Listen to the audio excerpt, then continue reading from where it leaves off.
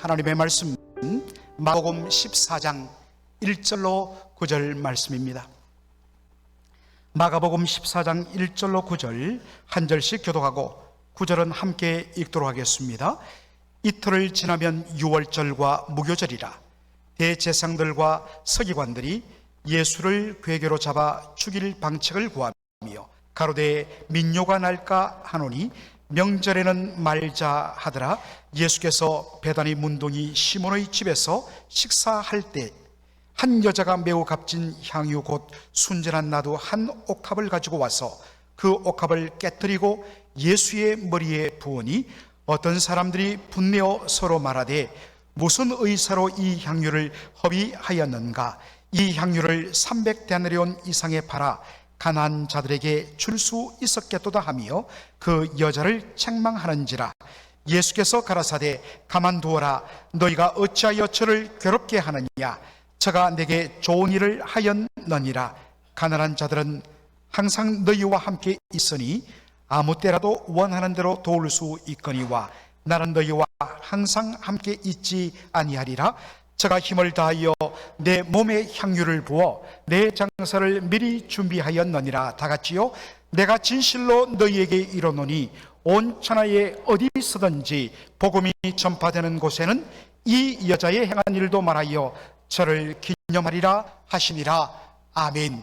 오늘 저는 마가복음 14장 1절로 9절을 본문으로 그를 기념하라, Remember her, 그를 기억하라 라는 제목으로 말씀을 전하고자 합니다. 여러분, 오늘 이 본문 예수님 머리에 향유를 부은 사건, 마리아가 향유를 부은 이 일에 대하여 딱 매치되는 찬송이 있습니다. 여러분 무엇입니까? 바로 찬송가 346장입니다. 값비싼 향유를 주께 드린 막달라 마리아 본받아서 향기로운 산재물 주님께 바치리 사랑의 주 내 주님께. 참 감동적인 그런 은혜로운 찬양입니다. 너무너무 은혜스러운데 딱 하나 저에게는 걸리는 표현이 있습니다. 바로 예수님께 이 값비싼 향유를 부어 바친 여인의 이름이 뭐라고 되어 있습니까? 막달라 마리아라고 되어 있습니다. 어떤 분이 막달라 마리아, 왜 이름이 막달라 마리아인가 했을 때 그 사람은 막달라 나에게 달라, give me please 이렇게 해서 막달라 마리아다. 여러분 그렇지 않고요, 영어 성경을 보면 어떻게 되어 있습니까? Mary Magdalene이라고 되어 있습니다. 이 막달라라는 히브리어 단어를 영어로 옮긴 것이 맥달린입니다. 여러분, 맥달린, 막달라는 뭐냐면 바로 동네 이름입니다. 갈릴리 호수가 있는데 갈릴리 호수의 바로 서편에 위치한 호수 바로 가에 위치한 동네 이름이 뭐냐? 막달라, 맥달린입니다. 당시에는 마리아라는 이름이 굉장히 흔했습니다. 우리 교회도 자야 돌림이 이름을 가진 분들이 여러 분 계십니다. 그렇죠? 옛날에 교실에 보면 숙자, 영자, 막 정자 얼마나 많은지 모릅니다. 그 일본 표현으로 꼬 이 발음을 아들 자자 써서 많이 이름을 지었습니다.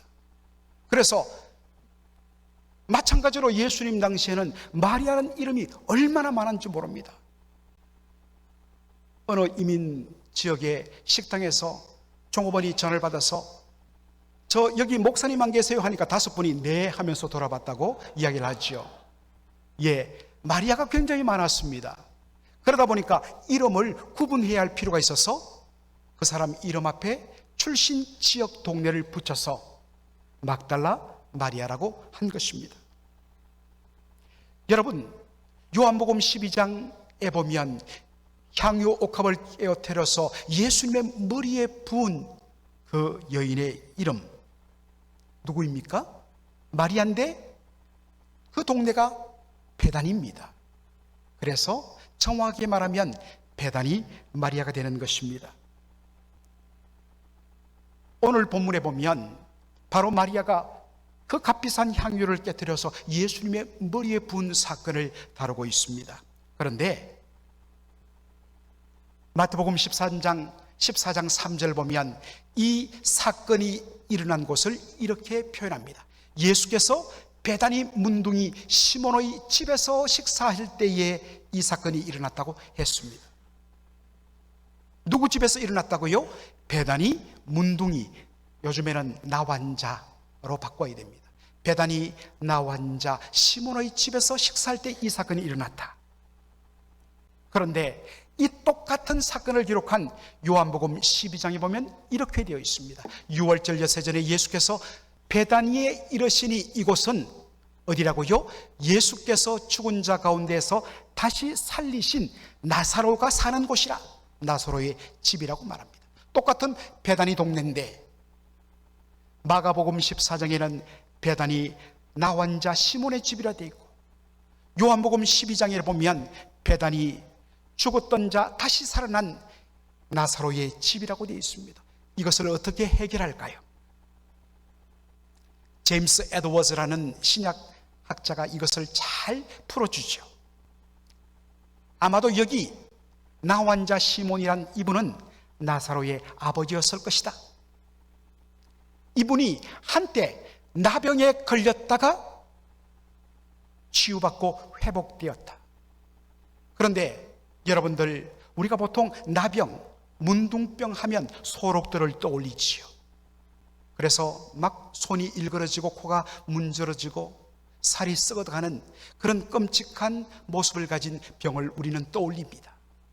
그런데 성경이 말하는 나병이라는, 영어로 레프로시라고 번역되는 이 나병은, 그런 나병도 있지만 대부분은 뭐냐면 악성 피부병을 가리킬 때 쓰는 단어입니다.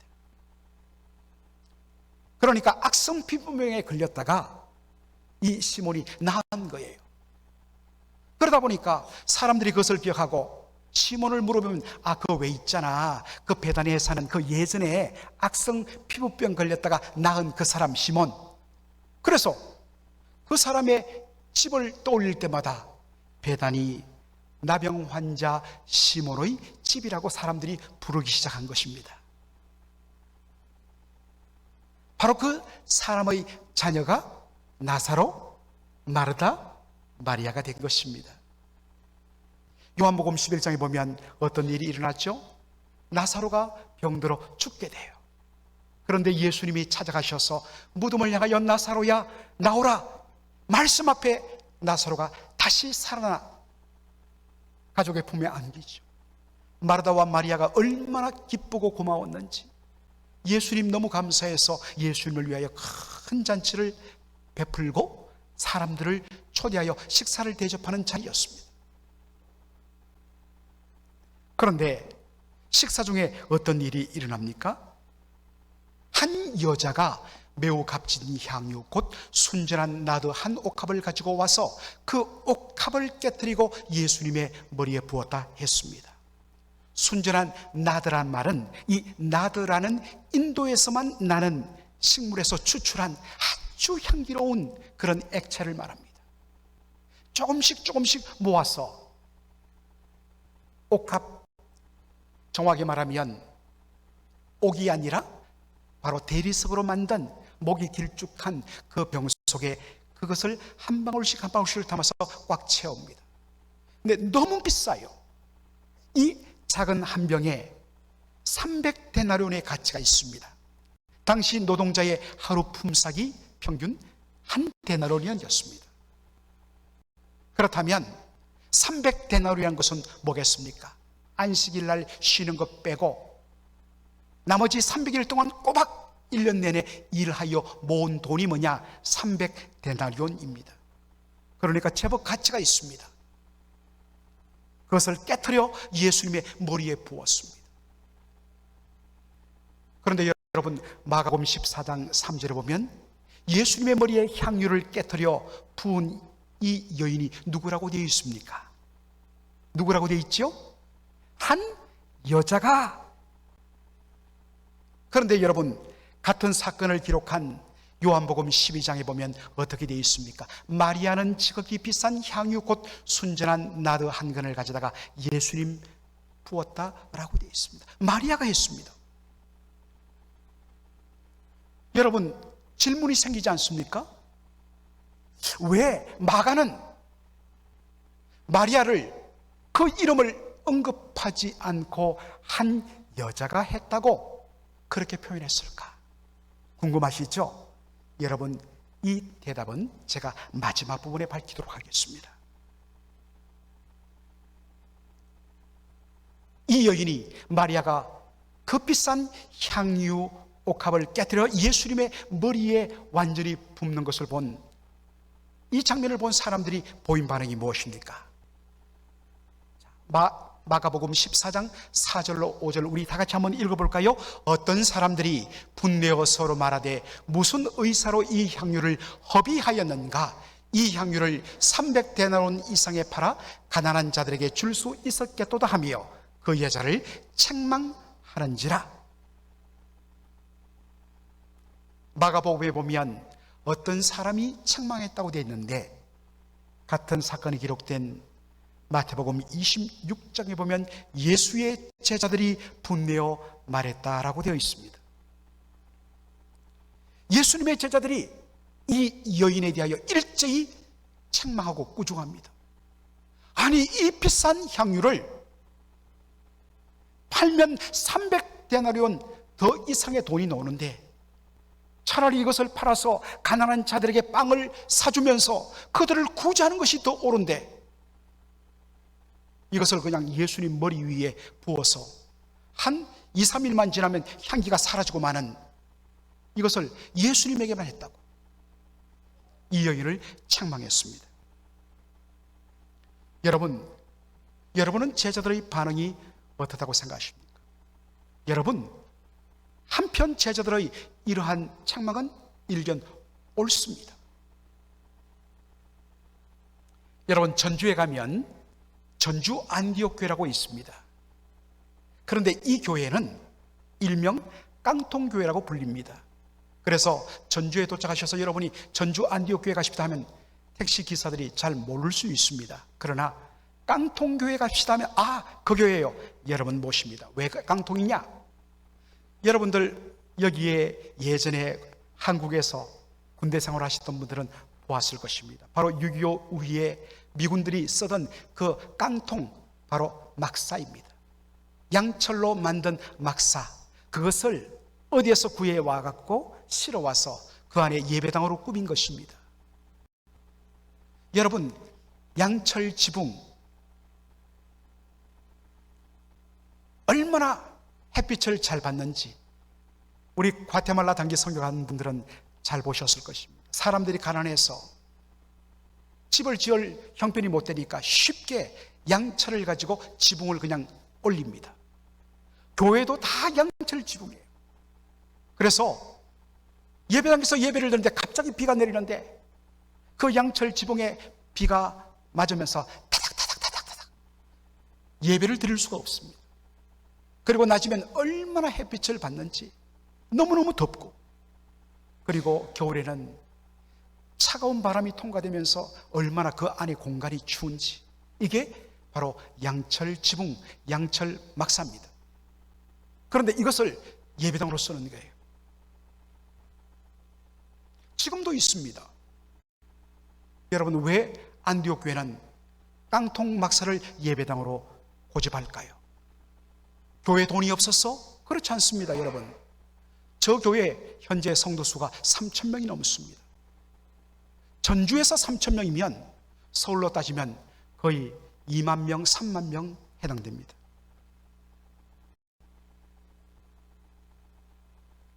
이유는 딱 하나, 우리 교회의 딱 필요한 재정 외에는 전부 다 선교를 위해서 쓰자. 그래서 교회 이름도 안디옥인 것입니다. 물론 지금은 그 이동희 목사님이 은퇴하시고 새로운 목사님이 부임했는데 성도는 자꾸 늘어나는데, 이제 몇십 년간 쓴 저 양철 깡통 막사가 이제 문제가 많이 생겼습니다. 도저히 저기서 이제는 예배를 이룰 수가 없을 정도가 되었습니다. 그래서 하는 수 없이 지금 교회 건축을 준비 중에 있다고 합니다. 그러나 그 외에 모든 교회의 전 에너지를 선교하는 데 다 집중하는 것, 이게 전주 안디옥 교회입니다. 이런 선교 지향적인 교회의 관점에서 선교 외에 교회 재정을 이곳저곳 함부로 쓰는 것, 그분들의 입장에서는 허비, 웨이스트, 낭비라고 볼 수밖에 없습니다. 마찬가지로 구제를 중시하던 제자들, 여러분 유대인들은, 경건한 유대인들은 11조는 바로 회당에 바쳐서 하나님을 위해 쓰고 자신의 수입의 10분의 1은 바로 구제를 위하여 쓴다고 합니다. 구제가 생활화되어 있습니다. 사랑하는 성도 여러분, 여러분들은 지난 1월부터 이번 9월 말까지 여러분 구제를 위해서 얼마 쓰셨습니까? 한번 집에 가셔서 여러분 계산해 보십시오. 여러분 정말 성도라면 마땅히 연약한 자들을 위하여서 세계의 여러 가지 뉴스들이 들릴 때마다 그들을 위하여서 구제하는 데 힘을 써야 하는 것입니다. 그러한 관점에서 보면, 그런 관점에서 보면 너무 안타까운 것이죠. 어떻게 이 값비싼 향유를 그냥 한 번에 부어버린단 말이냐. 차라리 이것을 팔아서 수많은 사람들에게 빵 하나라도 먹일 수 있는데. 여러분, 예수님은 어땠을까요? 예수님은 구제를 굉장히 강조했습니다. 너희의 소유를 팔아서 가난한 자들을 구제하라. 이것이 너희를 위하여 하늘의 보물을 쌓는 일이라고 예수님 말씀하셨습니다. 여러분의 보물이 지금 하늘에 얼마나 쌓여 있습니까?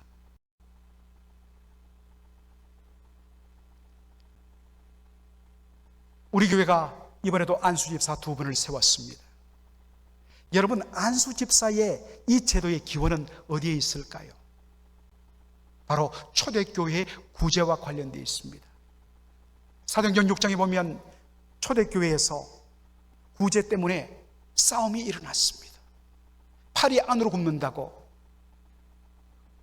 그 구제물을 자기 가까운 사람들부터 먼저 나눠주다 보니까 정작 필요한 사람들을 받지 못한 겁니다. 이 일로 교회가 분란이 일어나니까 사도들이 말합니다. 이 일을 위하여 성령과 믿음이 충만한 자를 세워서 안수하여 그들로 하여금 이 구제 일을 전담하게 하자라고 하여서 안수하여 세운 7 안수집사가 바로 구제를 위해 세워진 것입니다. 그러므로 교회에 있어서 이 가난한 자들을 위하여 구제하는 것, 얼마나 귀한 일인지 모릅니다. 그러므로 보통 때 같으면 예수님이 마리아가 옥합을 깨트려 예수님의 머리에 붓는다고 했을 때 예수님이 말리셨을 것입니다. 마리아야, 너의 마음은 고맙지만 그것 멈춰라. 차라리 이것을 팔아서 가난한 사람들에게 빵을 사주는 것이 더 좋겠다. 예수님 말씀하셨을 거예요. 그런데 여기서는 예수님이 어떻게 반응하십니까?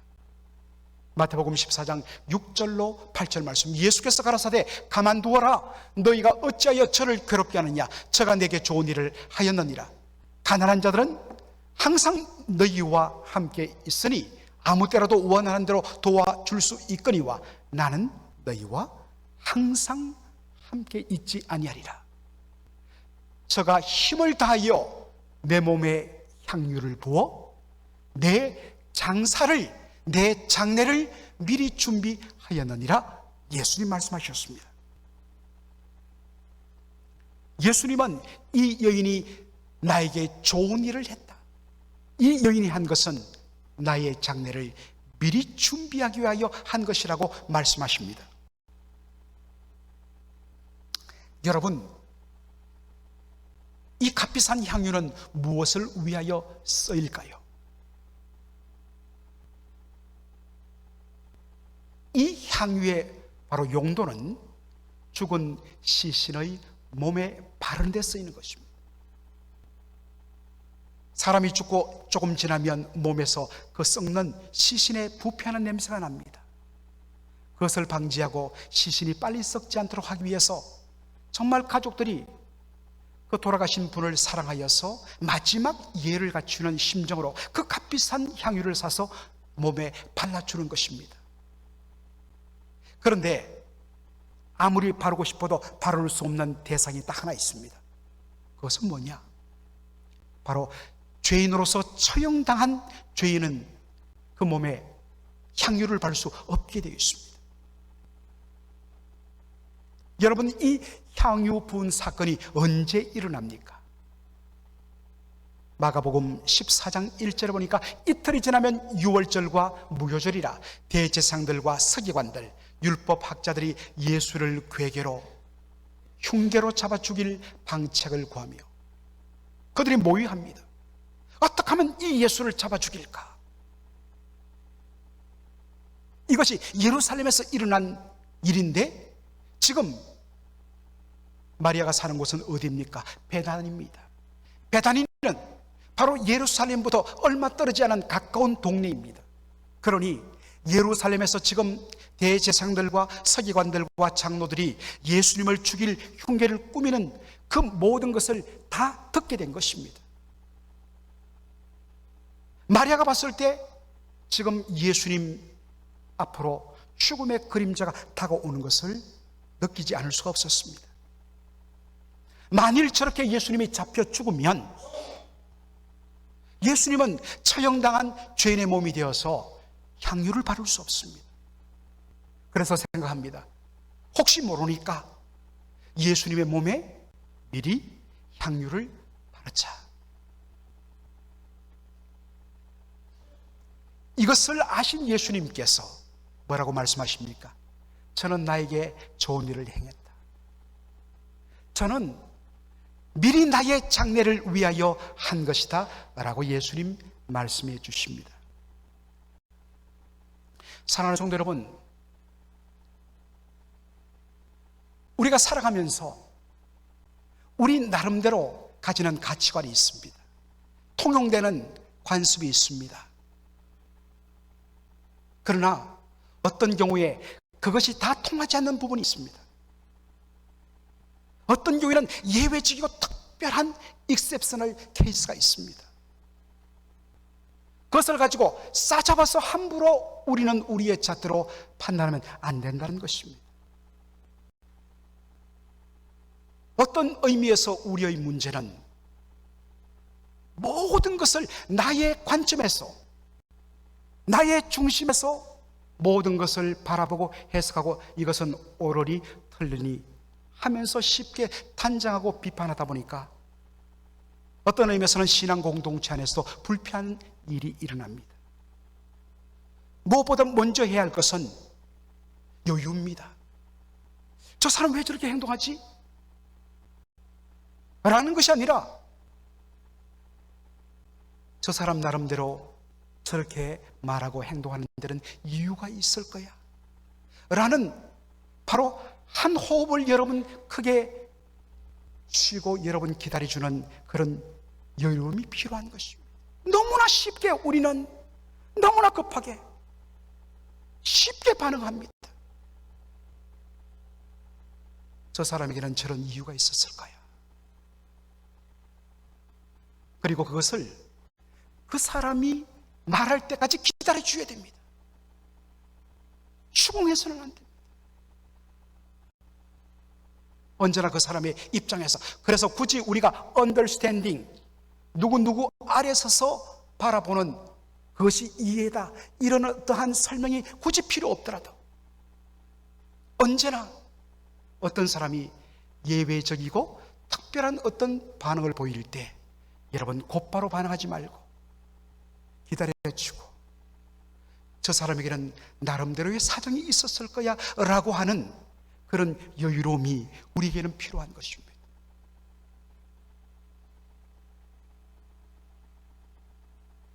여러분, 만일 예수님의 머리에 300데나리온 가치가 되는 이 향유 옥합을 깨뜨려 부은 것이 waste, 낭비와 허비라면 최악의 허비가, 웨이스트가 일어난 것이, 월스트 웨이스트가 일어난 것이 어디입니까? 예수님의 십자가입니다. 로마서 5장 8절에 우리가 아직 죄인 되었을 때 그리스도께서 우리를 위하여 죽으심으로 하나님께서 우리에게 대한 자기의 사랑을 확장하셨다. demonstrate. 그의 사랑을 우리에게 보여주셨단 말입니다. 하나님께서 독생자 예수님을 우리를 위하여 보내시고 우리를 위하여 죽게 하신 그 시점, 그 타임은 언제입니까?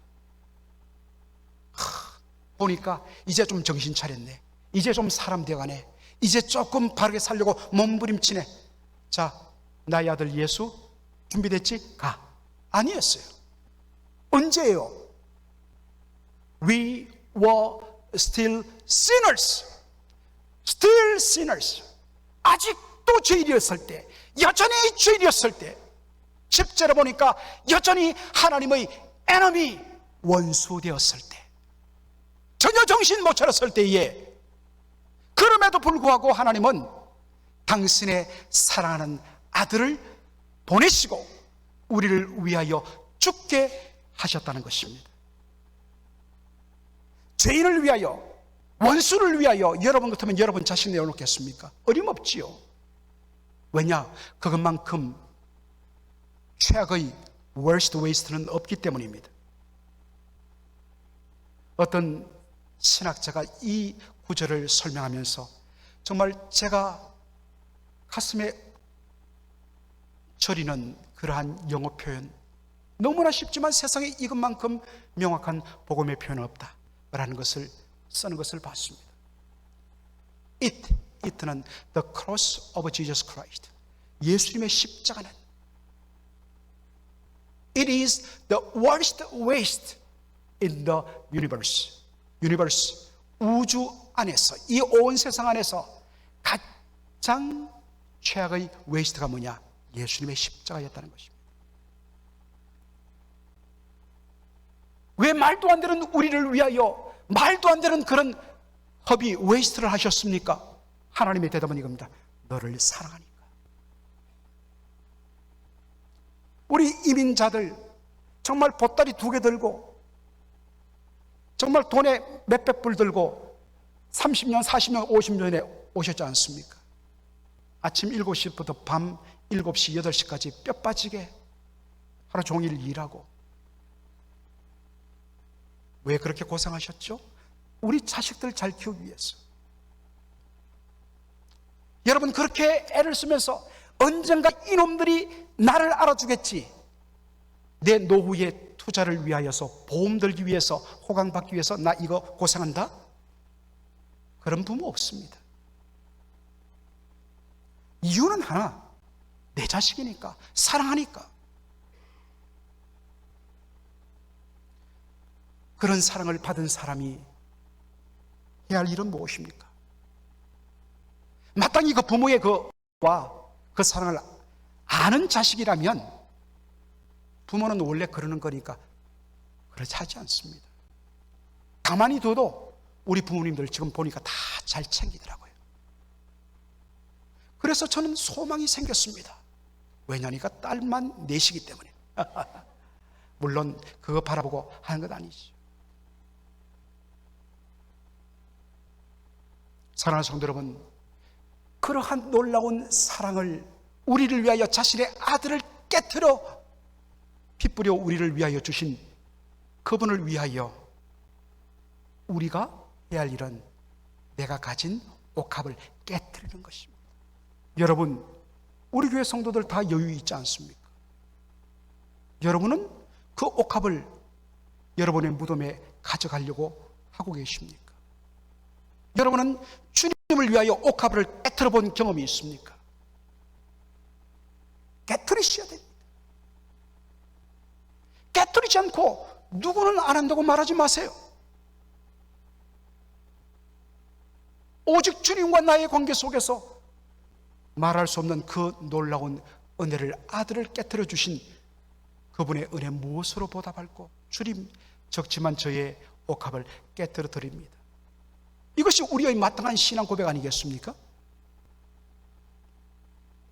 마지막으로 예수님께서 이 일을 마무리하며 제자들에게 부탁하신 말씀이 있습니다. 다 같이 우리 한 목소리를 읽겠습니다. 내가 진실로 너에게 이르노니 온 천하에 어디서든지 복음이 전파되는 곳에는 이 여자의 행한 일도 말하여 저를 기념하리라 하시니라. 아멘.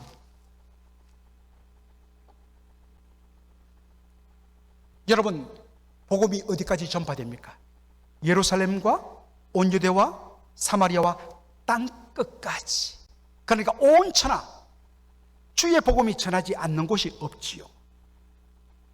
어디서든지 복음을 전파하는 곳에서는 반드시 모두 이야기하라. 이 여자가 행할 일도 말하여서 저를 기념하라.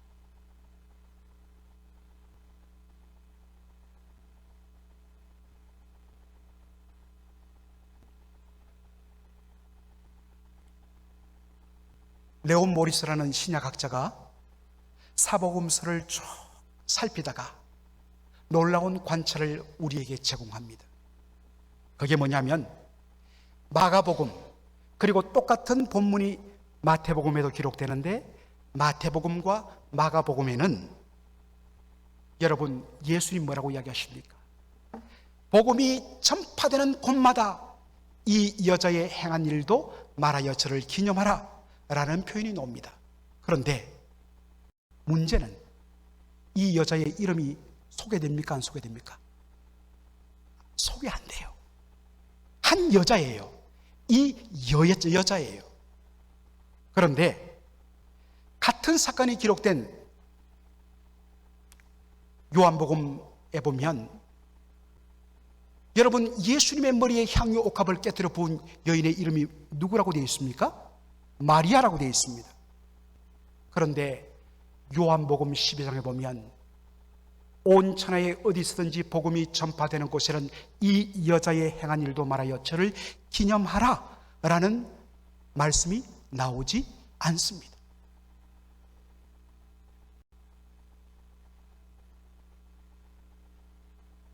레온 모리스 박사의 이 관찰을 제가 읽다가 묵상을 했습니다. 묵상하는 가운데 하나님께서 제 마음에 감동을 주시더라고요. 물론 그 답이 성경에 나오지는 않습니다. 왜 요한복음과 마가복음의 이 기록이 다를까? 제 마음속에 이런 생각이 들었습니다. 마가가 마가복음을 기록하며 이 일을 행한 여인을 기념하기 위해서 마리아의 이름을 기록하려 할 때 극구 만류한 사람이 바로 당사자 베다니의 마리아였습니다. 주님께서 우리를 위하여 자기 자신을 깨트려 자기 자신을 허비하여 우리를 위하여 이 놀라운 은혜를 주셨는데 그분의 은혜의 만분의 1이라도 뭔가 갚을 길이 없어서 내가 한 일은 그분의 머리의 장사를 위하여서 300단으로는 가치 되는 이 향유 옥합을 깨뜨렸을 뿐인데 우리가 오직 기념하고 자랑하고 드러낼 분은 죽임당하신 어린 양 예수 그리스도밖에 없습니다. 그러므로 내 이름 빼세요. 아멘.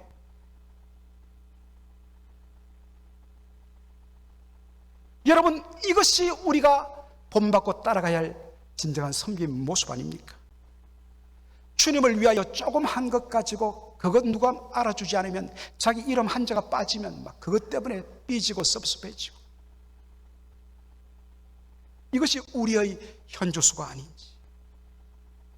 진정 주님의 은혜를 받은 자라면 주님 제가 이렇게 한 것은 우리 주님의 그 놀라운 은혜 때문에 한 것입니다. 오직 드러나야 할 이름은 우리 주님 이름밖에 없습니다. 주님의 이름만이 영광 받으시고 저는 감춰 주십시오. 이러한 아름다운 헌신과 이런 아름다운 겸손한 고백이 가득한 천국 같은 공동체 맥클린 장로교회 되기를 주의 이름으로 축원합니다. 아멘. 살아계신 우리 아버지 하나님, 은혜와 사랑을 감사드립니다. 오늘 이 복된 은혜의 자리에 저희들을 부르셔서 하나님의 생명의 말씀을 듣게 하여 주시니 감사합니다. 마리아가 주님의 은혜에 감사하여 정말 자신의 가장 귀한 옥합을 깨뜨려 주님 앞에 드리고 자신의 이름을 위로 감추었던 것처럼 주님은 우리를 높여주시려 하고 우리는 온전히 자신을 낮추며 감추며 주님 한 분만의 이름이 높아지기를 원하는, 이것이 진정 천국임을 고백합니다. 세상은 자기를 높이고 자기의 이름을 드러내고 자기를 자랑하기를 기뻐하지만 너희는 그렇지 아니하니, 천국은 그렇지 아니하니, 큰 자는 작은 자가 되고 높은 자는 종이 되어 섬기는 자라. 오 주님, 이 아름다운 천국의 원리가 우리의 교회와 우리의 삶 가운데 온전히 이루어지게 하여 주옵소서.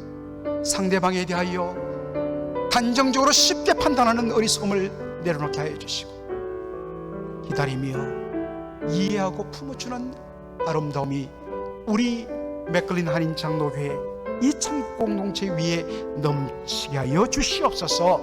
예수님의 이름으로 기도합니다. 아멘.